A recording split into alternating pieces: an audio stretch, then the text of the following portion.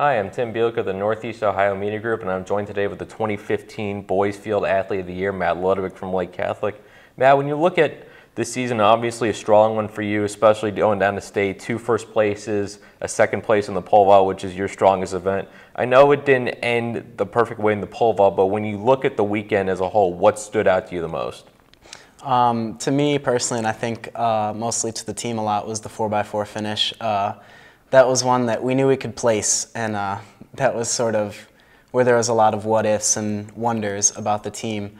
We knew we put one of our best races together the week before at regionals. We left with a victory there and our fastest time on the year of a 3:22. So going into state, we saw that we had maybe the 3rd or 4th time coming in just based off of regional marks, so we were thinking that we'd finish about in that range.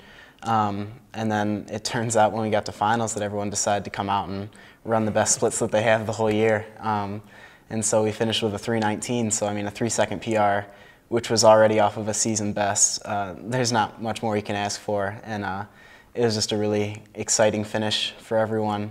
And I know it meant a lot to me, but it also meant a lot to the team because that was an unexpected victory and state championship for them, and that's something that's really important, which some may say that because I already had a state championship in the 300s or something that I didn't need to worry about running hard, but that one just always will stand out to me.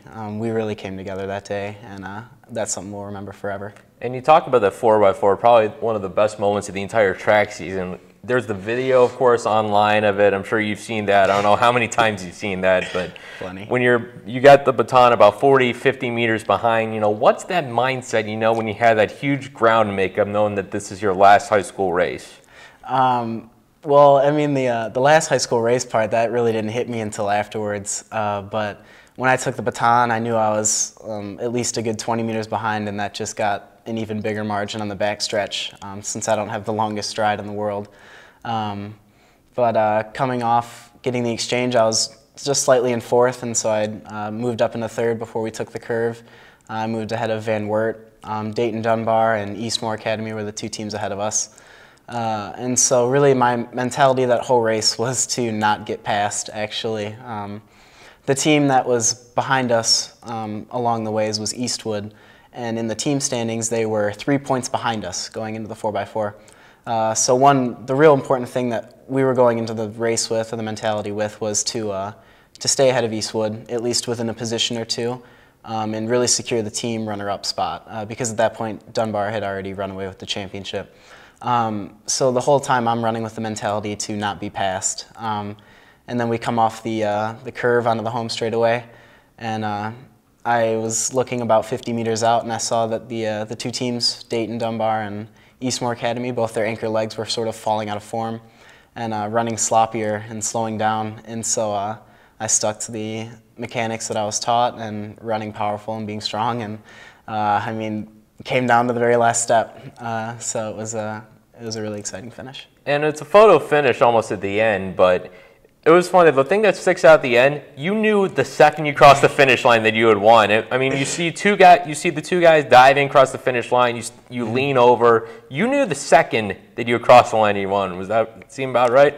There was running track for a while, and especially with short sprints and things where you have really close finishes a lot. You sort of know how to feel and understand where you are position-wise coming across the finish line, and it was just one of those situations that as soon as I crossed the line, I just knew, and I was just ecstatic at that point. A lot of it I don't remember just because it all happened so quickly, but yeah, it's just one of those things that when you've been doing it for a while, you start to feel where you end up, and I was really shocked at how quickly that ground made up in the last straightaway and how we came away with the win. And you follow that up a couple weeks later, winning the New Balance Outdoor Nationals Decathlon. You again set the best pole vault among all Ohioans that weekend. What did that performance mean to you, to officially round out your high school career heading off to college? That was definitely one of the high points. That was something we were looking forward to since last summer.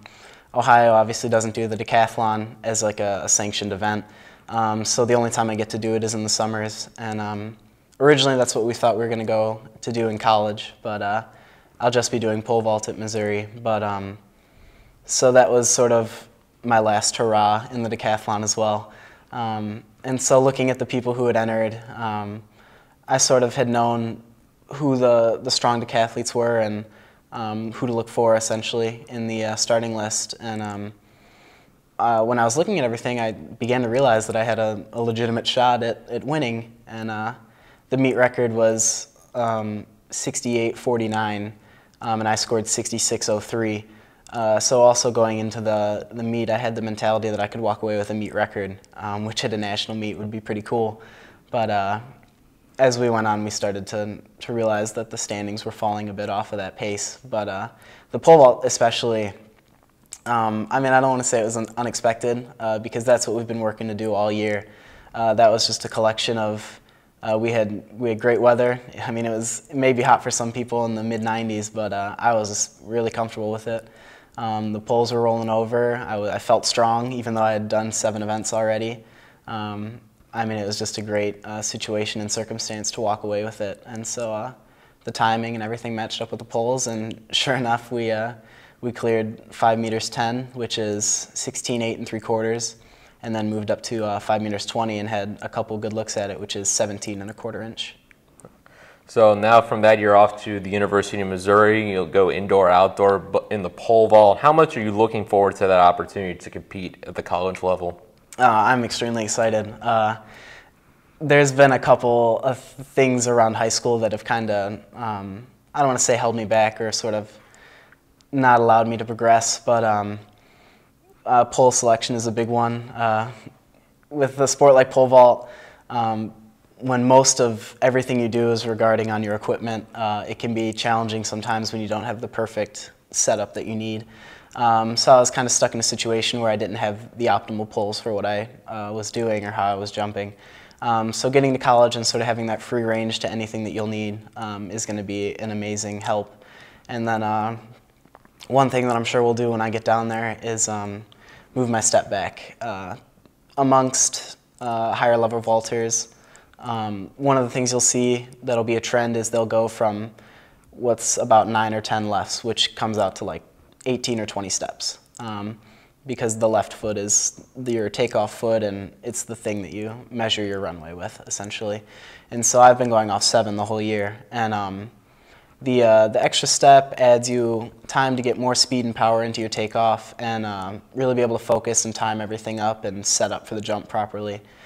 So once we get back onto that, we'll be able to move on to bigger poles, and again, we'll just continue working on form and looking to go higher. So I think there's going to be a lot of opportunities that will open up for me in college, and I'm definitely excited to explore those. All right, sounds good. There you have it, Matt Ludwig of Lake Catholic, the 2015 Boys Field Athlete of the Year.